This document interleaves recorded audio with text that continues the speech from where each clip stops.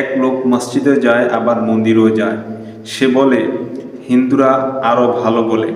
সে এটাও বলে আমি মসজিদে যাব আবার মন্দিরেও যাব, মানুষের পূজাও করব। এখন তার ঈমান আছে কি? সে কি মুরতাদ হয়ে গেছে? দর্শক, অত্যন্ত সুন্দর কোশ্চেন করেছেন আপনি।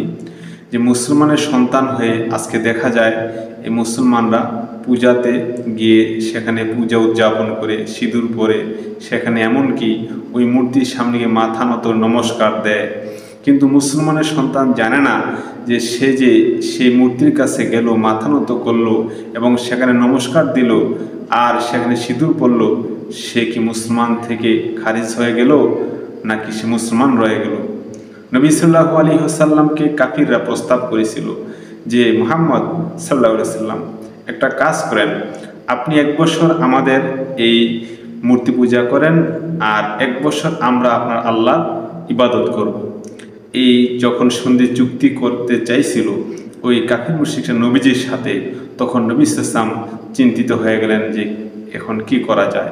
ঠিক ওই মুহূর্তে আল্লাহ পাক সূরা কাফিরুন নাজিল করে জানাই দিলেন, বন্ধু কুল ইয়া আইয়ুহাল কাফিরুন, বলুন হে কাফিররা, লা আ'বুদু মা তা'বুদুন, তোমরা যার ইবাদত করো আমি তার ইবাদত করি না।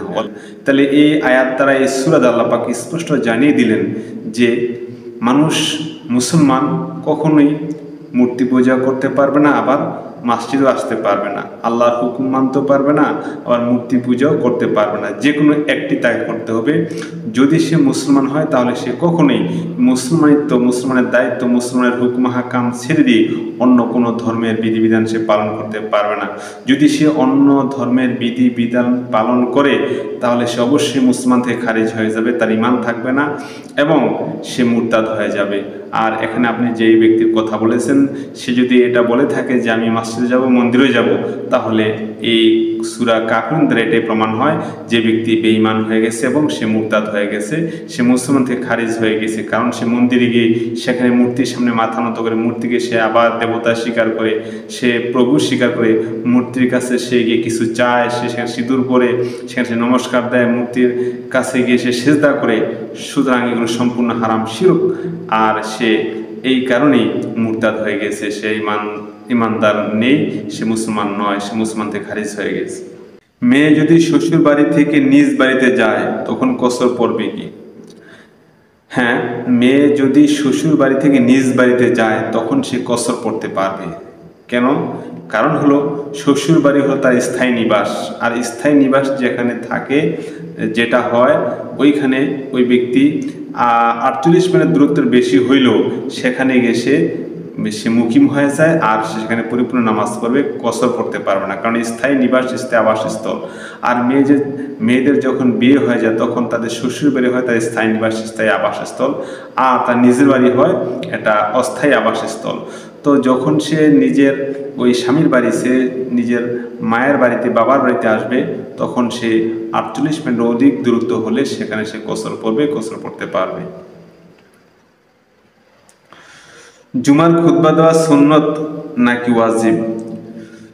প্রিয় দর্শক, জুমার খুতবা দেওয়া সুন্নত না, ওয়াজিবও না। জুমার খুতবা দেওয়া হলো ফরজ, আর খুতবা মন দিয়ে শ্রবণ করা, শোনা, এটা হলো ওয়াজিব।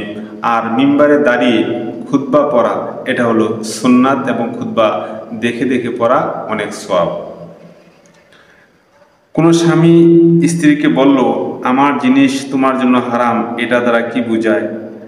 কোনো স্বামী যদি স্ত্রীকে একথা বলে যে আমার জিনিস তোমার জন্য হারাম বা তুমি আমার জন্য হারাম, এরকম কোনো কথা বলে থাকলে তাহলে এখানে 1 তালাক পতিত হয়ে যাবে। আর এই 1 তালাক পতিত হয়ে গেলে সেখান থেকে সে রেহাই পাওয়ার জন্য সে তার স্ত্রীকে গ্রহণ করতে পারবে, পুনরায় সে বিয়ে করতে হবে না। সে তার স্ত্রীকে আর যে কোনো ভাবে ডেকে কাছে নিলেই সে তার স্ত্রীর মালিকানা পেয়ে যাবে, স্ত্রী সে পাবে। তো এখন এখানে 2 তালাক 3 তালাক হবে না, 1 তালাকই হবে। স্ত্রীকে রাগের মাথায় কয়েকদিন পর পর বলে 1 তালাক, আমি তোমাকে 1 তালাক দিলাম, এখন এই 1 তালাক কি বারবার দেওয়া যাবে? অত্যন্ত সুন্দর কোশ্চেন করেছেন। যে স্ত্রীকে রাগের মাথায়, রাগ উঠলে, ঝগড়া বিবাদ করলে, ঝগড়া লাগলে, ওই রাগের মাথায় ঝগড়ার সময় সে বলে যে আমি তোমাকে এক তালাক দিলাম। এখন প্রথম একবার ঝগড়া হয়েছে, বললো এক তালাক দিলাম, 15 দিন বা 1 মাস পরে আবার ঝগড়া হয়েছে, ওই সময় আবার রাগের মাথায় বললো আবার এক তালাক দিলাম, আবার 2 মাস পরে ঝগড়া লাগছে, আবার বললো যে আমি তোমাকে এক তালাক দিলাম। এখন সে মনে করতেছে যে আমি তো এক তালাক দিচ্ছি, এক তালাকই হচ্ছে, এখানে আর দ্বিতীয় তৃতীয় কোনো তালাক হবে না।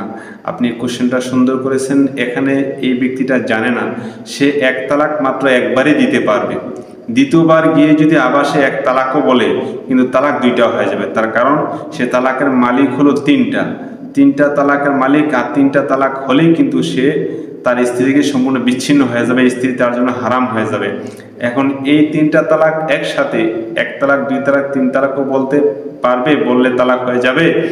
আবার যদি সে 15 দিন, 1 মাস, 2 মাস, 3 মাস পর 3বার 3 তালাক বলে, তাহলে সেখানে তার 3 তালাক হয়ে যাবে। যদি এটাও বলে 1 মাস পর বললো 1 তালাক দিলাম, আবার 2 মাস পর গিয়ে বললো আবার 1 তালাক দিলাম, আবার বললো যে 15 দিন পর 1 তালাক দিলাম, এভাবে 3বার তালাক শব্দ উচ্চারণ করলে 3 টাইমে, তাহলে অবশ্যই 3 তালাক হয়ে যাবে। কখনোই 1 তালাক বারবার উচ্চারণ করলে 1 তালাকে হয় না, 1 2 3 সিরিয়ালে ওই 3টা তালাক পতিত হয়ে যায়। এখন ওই ব্যক্তি যদি তার স্ত্রীকে বারবার 1 তালাক বলে থাকে, সে যদি এরকম কয়েকবার বলে থাকে, তাহলে তার স্ত্রী তার জন্য হারাম হয়ে গিয়েছে। এখন জানতে হবে সে কয়বার বলছে, 1 বার 2 বার 3 বার। যদি 3 বারের অধিক বলে থাকে তাহলে অবশ্যই তার স্ত্রী তার জন্য হারাম হয়ে গেছে।